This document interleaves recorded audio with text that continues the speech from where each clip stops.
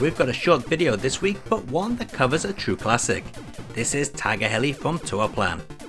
Tiger-Heli first hit the arcades in 1985. Tiger-Heli was the creation of video game composers Masahiro Yuge and Tatsuya Uemura, who had previously worked on several titles for Japanese companies Orca and Crux, before both of them declared bankruptcy. The development team drew inspiration from the arcade game Gyrodyne. The team wanted to create a scrolling shooter that balanced between being entertaining and fun, and to have the player keep wanting to play it after dying. The staff chose a helicopter as the player's craft, as they felt it would work well for a game that had the screen constantly scrolling. The soundtrack, composed by Uemura, was made to convey the sense of bravery, which was hampered by technical limitations. As you can see, Tiger-Heli is a vertically scrolling shoot-'em-up in which you take control of the Tiger-Heli attack helicopter through 4 stages in order to defeat an assortment of military enemy forces like tanks, battleships and artillery. As far as vertical scrolling shooters go, Tiger-Heli initially appears to be very standard. A unique gameplay feature is the bomb mechanic. Unlike other games released at the time, the bombs are powerful weapons capable of obliterating any enemy caught within the blast radius. The bombs also act as a shield against incoming enemy fire. There are also 3 types of items scattered throughout every stage that appear as destructible flashing crosses. Extra bomb stocks and 2 variations of helicopter options are available. It is also possible to mix and match the 2 helicopter option types.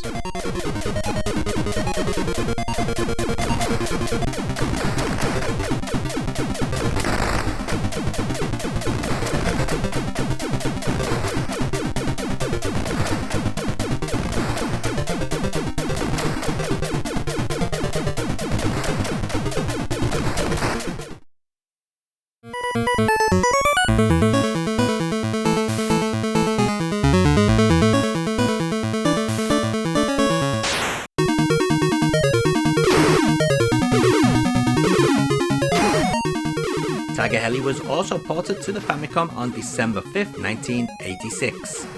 Sadly, it was developed by Micronix and distributed in Japan by Pony Canyon.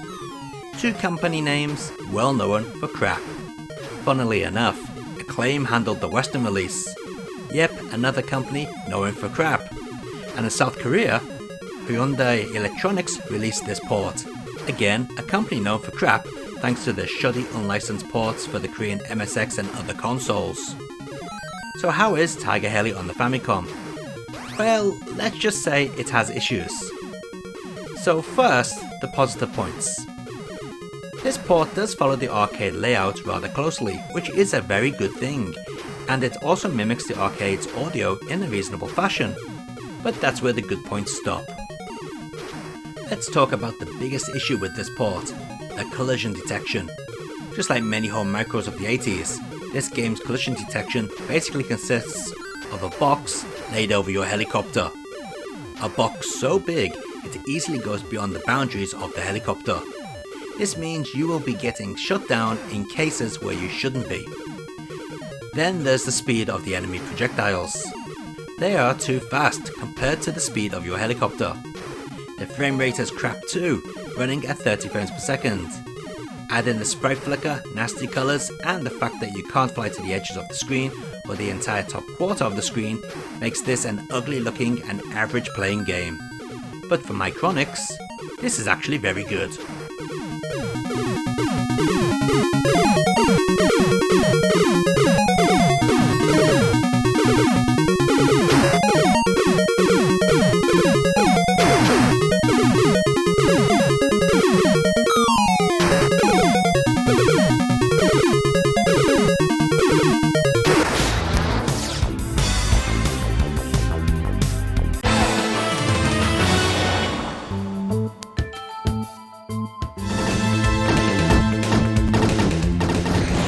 On the 30th of August 1996, Banpresto released a compilation developed by Gazelle for the PlayStation, exclusively in Japan, titled Tourplan Shooting Battle 1.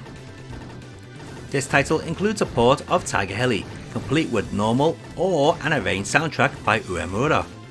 We are going with the arranged soundtrack. The first thing you have probably already noticed about this port is the horrible screen shimmering. Now this is to be expected when squeezing a Tate game onto a Yoko horizontal aspect ratio.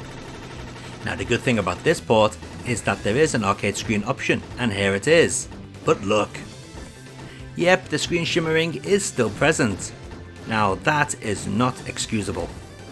Of course, this type of shimmering won't bother everyone, but when so many vertical shooters on the PlayStation and especially on the Saturn got arcade mode just right, this is inexcusable.